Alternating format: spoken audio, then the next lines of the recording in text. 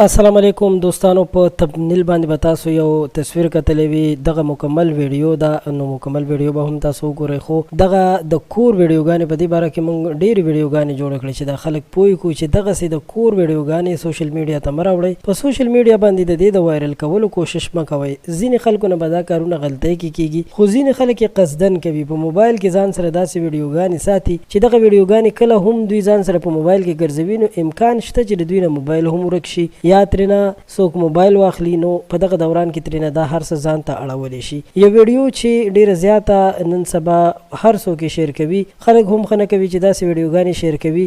نو د هغې داسې کورنۍ غوندې ویډیو ده، د یو ښځې او ناسته ده او بیا ترې دغه ویډیو شوې ده. یقینا چې په کتلو باندې موږ هم ډېر زیات خفه شو.